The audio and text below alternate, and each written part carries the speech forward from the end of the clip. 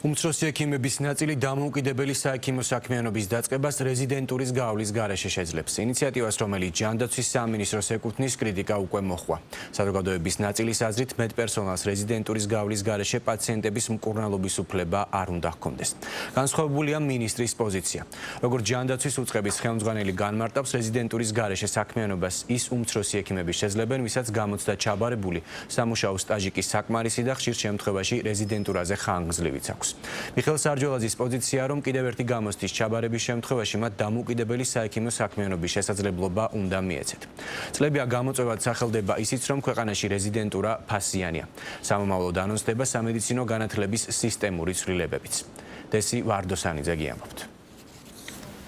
უმცროს ექიმებს, რომლებმაც სხვადასხვა მიზეზის გამო რეზიდენტურის გავლა ვერ შეძლეს, თუმცა მუშაობის რამდენიმე წლიანი გამოცდილება აქვთ, შესაძლებლობა ეძლევათ დამოუკიდებელი საექიმო საქმიანობა დაიწყონ. უმცროსი ექიმი ესაა მედპერსონალი, რომელიც პაციენტის მკურნალობის შესახებ გადაწყვეტილებებს არიღებს და უფროსი ექიმის ზედამხედველობით მუშაობს. ჯანდაცვის მინისტრის განმარტებით, ეს შეთავაზება ერთჯერადი ღონისძიებაა და 2026 წლის 1 ოქტომბრამდე იმოქმედებს.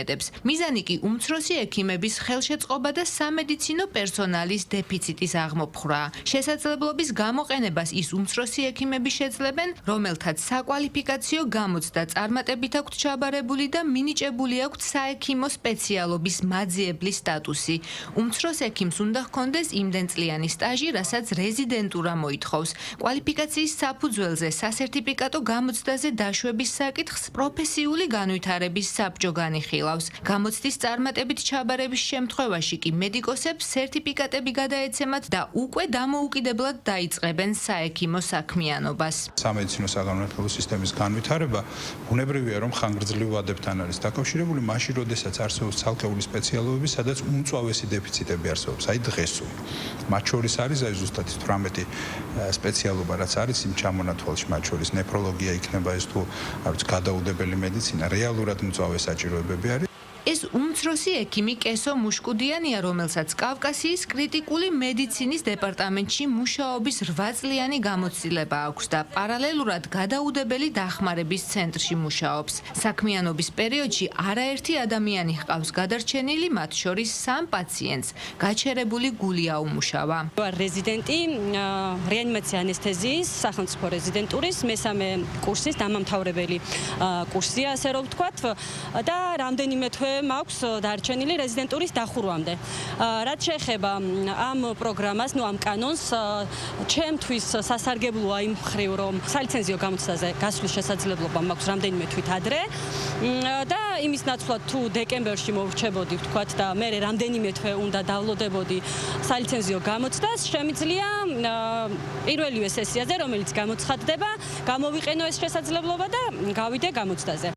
ტარიელ მღებრიშვილი მოქალაქეებს გადაუდებელი დახმარების სერვისს 2019 წლიდან აწვდის. ის ციციშვილის კლინიკის რეანიმაციულ განყოფილებაში მუშაობს. მასაც არაერთი მადლიერი პაციენტი ჰყავს, მათ შორისაა საკვებით დახრჩობისგან გადარჩენილი 2 წლამდე ბავშვი, რომლის სიცოცხლე კრიტიკულ წამებში აღმოჩენილმა პროფესიონალურმა დახმარებამ იხსნა. ექიმი ამბობს, რომ ახალი ინიციატივით სარგებლობის შედეგად უმცროს ექიმებს შესაძლებლობა ექნებათ პროფესიული საქმიანობა განავითარონ. ექიმებს, რომლებსაც მრავალწლიანი კლინიკური სტაჟი და გამოცდილება გვაქვს დეფიციტურ საექიმო საქმიანობაში, საშუალება გვეძლევა გავიდეთ სახელმწიფო სასერტიფიკაციო გამოცდაზე, მისი წარმატებით ჩაბარების შემთხვევაში მოვიპოვოთ დამოუკიდებელი საექიმო საქმიანობის უფლება და გავაგრძელოთ ექიმის კარიერა. მოტივაცია იქნება ახალგაზრდა ექიმ სპეციალისტების, ხელშეუწყობს მათ პროფესიულიზმს და განვითარებას. ინიციატივა საზოგადოების ნაწილმა სოციალურ ქსელებში გააკრიტიკა. მათი თქმით, რეზიდენტურის გავლის გარეშე საექიმო საქმიანობის დაწყება დაუშვებელია. ასეთი მიდგომის შეფასება ანესთეზიოლოგ რეანიმატოლოგ ირაკლი გოგოხიას ვთხოვეთ, რომელიც ამბობს, რომ სამედიცინო განათლებისა და რეზიდენტურის არსებული სისტემის პირობებში ეს სიახლე პოზიტიურია, თუმცა მისივე თქმით, თავად სისტემაა გასაუმჯობესებელი. პოზიტიურად იმოქმედებს, იმიტომ რომ რეალურად არის დეფიციტი გარკვეული მიმართულებებში მე ხა არ ვარ ჩახედილი სხვა სპეციალობებში რა ხდება, თუმცა როგორც ანესთეზიოლოგი რეანიმატოლოგი შემიძლია ვთქვა, რომ ბევრ რეგიონალურ კლინიკებს აქვს ამ კადრის დეფიციტი და პრობლემურია თბილისიდან კადრის ასე ვთქვათ, რეგიონებში მობილიზება.